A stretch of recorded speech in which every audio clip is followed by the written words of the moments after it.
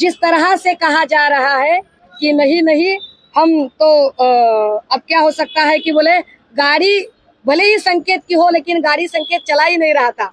पहले बोले थे कि संकेत गाड़ी में था ही नहीं, पहले तो गाड़ी भी संकेत की नहीं थी, तो धीरे धीरे संकेत की गाड़ी आई, फिर संकेत आया, फिर संकेत गाड़ी की पिछली सीट पर बैठा, फिर संकेत साइड की सीट पर बैठा, बहुत जल्द संकेत ड्राइवर की सीट पर भी बैठेगा।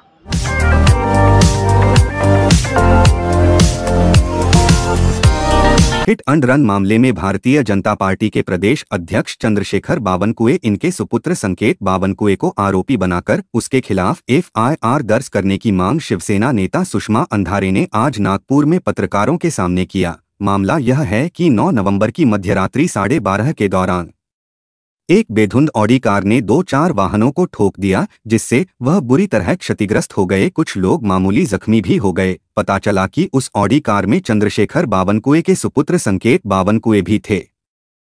वह ऑडी कार भी उनकी स्वयं की है। सूत्रों से पता चला है कि उस समय कार ड्राइविंग संकेत ही कर रहा था। इस घटना की जांच सीताबाड़ी पुलिस कर रही है। प्रथम एक IR में कार नंबर का भी उल्लेख नहीं किया गया था। कार में 3 लोग थे, उसमें से 2 लोगों का अल्कोहल टेस्ट किया गया, लेकिन संकेत का अल्कोहल टेस्ट नहीं किया गया। इस संदर्भ में DCP राहुल मदने ने प्रेस में जो बताया वह एक तरह से संकेत बावनकुळे को बचाने का प्रयास था। इस मामले में सुषमा अंधारे ने क्या कहा, देखते हैं। मैं फिर एक बार आपको बताने की कोशिश करूंगी कि आज मैं इस पूरे एक्सीडेंट के मामले की पूरी इंक्वायरी के लिए पुलिस थाने आई थी। यहाँ पर मुझे पहले PI चंद्रकांत चकाटे जी और बाद में DCP मदने, इन दोनों ने कुछ जानकारियाँ दी, लेकिन वह मेरे लिए बिल्कुल ही पर्याप्त नहीं है और ना ही मैं उससे किसी भी प्रकार से संतुष्ट हूँ, क्योंकि मुझे ऐसे लगता है कि इस सारे मामले में गाड़ी के डिटेल्स FIR में क्यों नहीं आए। तो वह कह रहे हैं कि वह हमें बाद में मिली, तो ठीक है, आपको बाद में मिली तो अब आप उसे सप्लीमेंट्री बताइए, लेकिन वह करने को तैयार नहीं है। दूसरा कि मेडिकल आपने 2 लोगों का ही क्यों किया, संकेत का क्यों नहीं किया। तो कहते हैं कि संकेत भाग गया। संकेत भाग गया माने पुलिस बड़ी कमजोर है, सिस्टम कमजोर है कि आप नहीं उसे ढूंढ पाए हैं। हम तीसरा बोल रहे हैं कि एक्सीडेंट में जो कार आप जमा कर लेते हो उसकी एक स्पॉट पंचनामा होता है, वो स्पॉट पंचनामा होना चाहिए। और ऐसी कार आप गैरेज को नहीं भिजवा सकते हो, लेकिन यह कार हड़बड़ी में गैरेज को भिजवाई गई। क्या कार गैरेज में भिजवाते समय और गैरेज से बाहर निकालते समय के वीडियो फुटेज मैंने ऑलरेडी ट्वीट कर दिया है। इसमें एक रूमर्स फैलाने की कोशिश की कि जो जिसका एप्लीकेशन है, जिसकी FIR है, उस जितेंद्र सोनकांबले ने FIR वापस ली है। किसी पत्रकार ने ही मुझे कहा, पत्रकार ने कहा कि ऑफ द रिकॉर्ड बोल रहा है। ऑफ द रिकॉर्ड कैसे होता है भाई?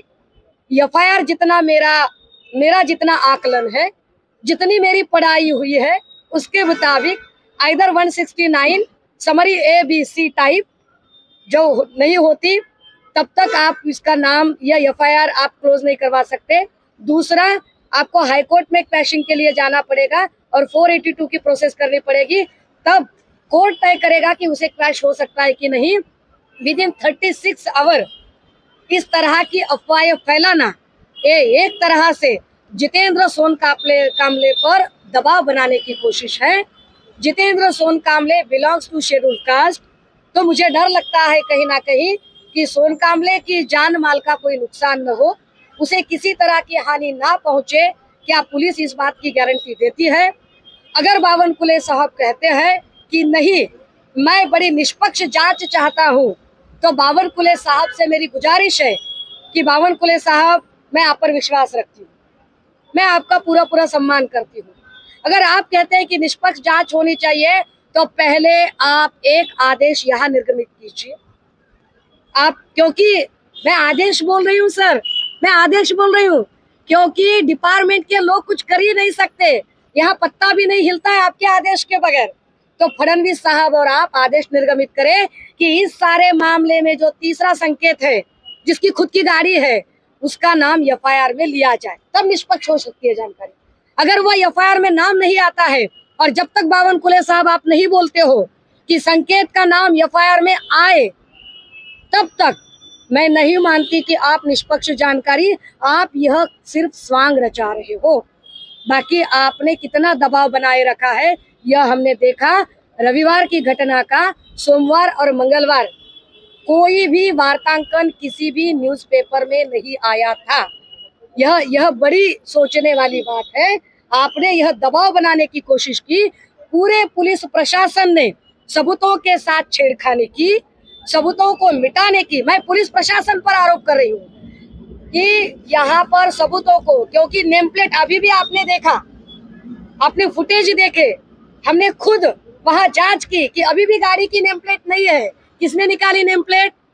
अगर वो संकेत भाग गया था, दोनों को हिरासत में लिया था, तो कौन था वो चौथा शख्स जिसने गाड़ी की नेम प्लेट और नंबर प्लेट बदली थी? जवाब तो चाहिए हमें। कोई मिस्टर इंडिया तो नहीं होगा भैया। तो कौन है सो आप जरा बताइए। और जिस तरह से कहा जा रहा है कि नहीं हम तो अब क्या हो सकता है कि बोले गाड़ी भले ही संकेत की हो लेकिन गाड़ी संकेत चला ही नहीं रहा था। पहले बोले थे कि संकेत गाड़ी में था ही नहीं। पहले तो गाड़ी भी संकेत की नहीं थी, तो धीरे धीरे संकेत की गाड़ी आई, फिर संकेत आया, फिर संकेत गाड़ी की पिछली सीट पर बैठा, फिर संकेत साइड की सीट पर बैठा। बहुत जल्द संकेत ड्राइवर की सीट पर भी बैठेगा। मैडम, संजय राउत ने कहा है कि जो इस होटल में आरोपी ने खाना खाया था वहाँ बीफ खाया है। आपने भी आरोप लगाया है, लेकिन जो होटल के मालिक है वो डिनाई करे क्योंकि होटल में बिकता नहीं है। तो ऐसी के कोई आपने बिल पुलिस को दिया है या आपके पास है ऐसा कोई बिल? भैया, जहाँ डीसीपी साहब, ये वही डीसीपी साहब है जिनकी गिरेबान पर बीजेपी के लोगों ने हाथ डाला था, लेकिन फिर भी डीसीपी मदनी साहब ने उस तक नहीं किया। इसका स्पष्ट रूप से अर्थ यह है कि पुलिस प्रशासन पर कितना बड़ा दबाव है। अगर पुलिस प्रशासन पर इतना बड़ा दबाव है तो बार चलाने वाले जो भी उसके ओनर और ये लोग हैं, इन पर कितना दबाव होगा। तो इनका यह बयान देना बड़ा सहज है। मैंने कहा कि कितने फुटेज है नागपुर में, कम से कम 3000, स्मार्ट सिटी है ना भैया, तो 3500 सीसीटीवी बिठाए गए हैं और 3500 सीसीटीवी में से बिल्कुल जो हमें चाहिए वही गायब है। ये बड़े अचरज की बात है। तो यही सारी चीजों को देखते हुए आप समझ सकते हैं कि कितना बड़ा एक बड़ी महाशक्ति इन सभी को बचाने में लगी है। हालांकि मुझे यह भी पता है, as a student of law, मुझे यह भी पता है कि संकेत को अगर हिरासत में भी लिया गया तो फिर ज्यादा कुछ नहीं होगा। ज्यादा से ज्यादा 12 से 24 घंटे या उसके पहले ही एंटीसिपेटरी बेल लेकर छोड़ भी दिया जाएगा। लेकिन बात लॉ एंड ऑर्डर की है, बात कानून की है कि उस पर आप चार्जेस क्यों नहीं लगा रहे हो। और आणि महत्वाचं, देवेंद्र फडणवीस साहेब असं म्हणाले की याचं राजकारण करू नका। काय फडणवीस साहेब, तुम्ही तर ते एखाद्या मालिकेमध्ये एखाद्या व्यामचा कसा एखादा डायलॉग फेमस असतो तसा एकच डायलॉग घेऊन बसलात। काही झालं की राजकारण करू नका, राजकारण करू नका, राजकारण करू नका। विसरलात का फडणवीस साहेब? अहो, एका आशिराफ जीवाला, पूजा चव्हाणच्या अब्रूचं मातेरं उधळणारी तुमचीच पार्टी, ज्या मंत्र्याचा राजीनामा तुमच्या पार्टीने मागितला त्याच मंत्र्याला पंक्तीला घेऊन बसणारी तुमचीच पार्टी, तेव्हा कुणी राजकारण केलं? फडणवीस साहेब, काल RSSचे सरसंघ संचालक मोहन भागवतजी यांनी गरज नसताना शिवस्मारक आणि शिवजयंतीचा वाद उकरून काढत टिळक फुले असं कंपॅरिझन सुरू केलं। जिवंत माणसं तर जिवंत माणसं, तुम्ही महापुरुषांना सुद्धा राजकारण करताना सोडत नाही। खरं तर शिवस्मारक हे टिळकांनी शोधून काढले नाही असं म्हणण्याने टिळकांची उंची कमी होत नाही, टिळकांचं कर्तृत्व कमी होत नाही, पण जाणीवपूर्वक फुल्यांचे अनुयायी आणि टिळकांचे अनुयायी अशा दोन अनुयायांमध्ये सामाजिक आणि जातीय संघर्ष निर्माण करण्याचा प्रयत्न, किती सुप्त आणि घाणेरडी इच्छा तुमची आहे की तुम्ही महापुरुषांच्या जीवावर राजकारण करणारे। तुम्ही सांगता आम्हाला राजकारण करायचं नाही। आता अजून एक गोष्ट की या सगळ्यांमध्ये संकेत गाडीच चालवत नव्हता। किती पळवाटा काढाव्यात की संकेत गाडीच चालवत नव्हता, मग संकेतला का बरं त्याच्यामध्ये अडकवावं? तर मी जरा आपल्याला सांगितलं पाहिजे सलमान खान वर्सेस स्टेट या केसचा मी मध्ये उल्लेख केलाय आणि अलिस्टर परेरा वर्सेस स्टेट या दोनही केसमध्ये ऑनरेबल कोर्टाचं जजमेंट आहे आणि ऑनरेबल कोर्टाने सांगितलेलं आहे की एखादी व्यक्ती भलेही ती गाडी चालवत नसेल परंतु तिच्यामुळे तो अपघात झालेला आहे, कारण त्याने अपघात होण्याचा त्याने एका पिलेल्या माणसाला, कारण मीही असंच म्हणते बावनकुळे साहेब की संकेत लाहोरी बार मध्ये मसाले दूधच प्यायला गेला होता, तो मसाले दूध प्यायला गेला होता आणि बाकीचे दारू प्यायला गेले होते, पण मसाले दूध पिलेल्या माणसाने आपल्या 2.5 कोटीच्या गाडीची चावी एका प्रचंड दारू पिलेल्या माणसाच्या हातात दिली. ही चूक नव्हे का?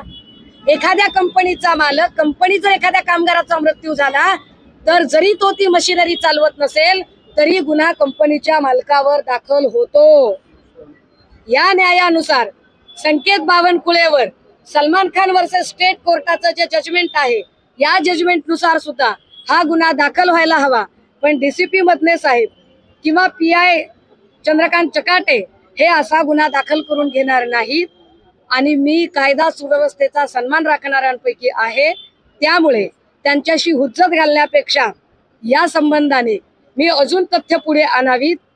पण ही तथ्य पुढे आणण्यासाठी मी नागपूरला आलेली असतानाच अजून एक घटना घडली आहे. ती रामटेकच्या जंगलामध्ये 24 वर्षीय तरुणी आणि त्या 24 वर्षीय तरुणीचा मृतदेह पुरण्यात आला. पुराव्यांशी छेडछाड केली गेली, इथेही छेडछाड झाली. याही प्रकरणामध्ये गाडीची नंबर प्लेट बदलणं असेल, या सगळ्या गोष्टी केल्या गेल्या. खरं तर पुरावे नष्ट करण्याचा प्रयत्न म्हणून त्या दिवशी ड्युटीवर असणाऱ्या पोलिसांना सुद्धा सह आरोपी केले पाहिजे आणि सह आरोपी करून गुन्हे दाखल झाले पाहिजे. हे 24 वर्षीय तरुणीचं प्रकरण रामटेक मध्ये झालंय. गृहमंत्री साहेब, एवढी प्रकरणं महिला सुरक्षित कुठेच नाहीये, पण तुम्ही राजीनामा देऊ नका. फडणवीस साहेब, मी तुमचा राजीनामा अजिबात मागणार नाही, उलट मी म्हणेल की तुम्ही देऊच नका राजीनामा. अजून 5-50 जण मेले तर काय फरक पडतोय? मरू द्यात 5-50 जण, कारण तुम्ही काही सांभाळूच शकणार नाहीये आणि तुम्हाला कुठलं आंदोलनही हाताळता येत नाही. बदलापुरात तुम्ही काय केलं ते समजू शकते. या सगळ्या प्रकरणात माझी अजूनही लॉ अँड ऑर्डरची चाड असणाऱ्या डिपार्टमेंटला विनंती असेल की संकेत बावनकुळे याला आरोपी म्हणून त्याचं नाव त्यात नमूद केलं जावं. ते होणार नसेल तर मला त्याच्यासाठी वेगळी कायदेशीर प्रोसेस करावी लागेल आणि त्या कायदेशीर प्रोसेससाठी मी पुढे ऑनरेबल कोर्टाकडे जाईल. आपण विचारू. चौथा आरोपी कोण होता? तो सुद्धा भाजपच्या आमदाराचा एक मुलगा होता अशी चर्चा आहे. चौथ्या आरोपीची माझ्यापर्यंत अजून माहिती नाही, पण ती माहिती मिळवण्याचा मी प्रयत्न करते. पण हे 3 आरोपी सुद्धा याच्यावर पोलिसांनी चकार शब्द काढला नव्हता. हेही आरोपी किंवा ते लाहोरी बार मध्ये होते, त्यांनी काय खाल्लं, त्यांनी काय पिलं, ते किती वाजता बाहेर पडले, ते मानकापूरवरून इकडे कसे आले, किडनॅपिंग, मारहाण, या सगळ्या गोष्टी म्हणजे मला अगम्य वाटतं. एकीकडे विकास ठाकरे म्हणाले की मी इथला आहे, मला सगळं माहिती आहे, बोलले काहीच नाही. आम्हाला तिथे बसून ती सगळी माहिती गोळा करावी लागली आणि सांगावी लागली. असो, त्यांचे काय जे असेल ते असेल, मला त्याच्या खोलात जायचं नाही. परंतु गृहमंत्र्यांच्या शहरामध्ये स्वतः भाजपच्या प्रदेशाध्यक्षाच्या मुलाकडून अशी गोष्ट घडणं एका अर्थाने गोरगरिबांना जगण्यासाठी वातावरण पोषक नाही, अशीच स्थिती भाजपाने आज घडीला निर्माण केलेली आहे. सुषमा अंधारेंनी पत्रकार परिषदेतून आरोप केलेला आहे की तुम्ही जाणीवपूर्वक संकेतवर गुन्हा दाखल न करता त्याचा बचाव करता, त्यासाठी तुमच्यावर राजकीय दबाव आहे. त्यांनी इकडून दाखले देखील दिले की त्या दाखल्यामध्ये कोर्टाने अशा प्रकारचा गुन्हे दाखल करायला लावलेला आहे. नाही, याच्यामध्ये जर प्राथमिक इन्व्हेस्टिगेशन आमच्या जे कायदेशीर प्रक्रिया आहे, कोणताही आम्हाला राजकीय दबाव नाही आणि त्याला बळी पडायचे आम्हाला काही कारण नाही आहे.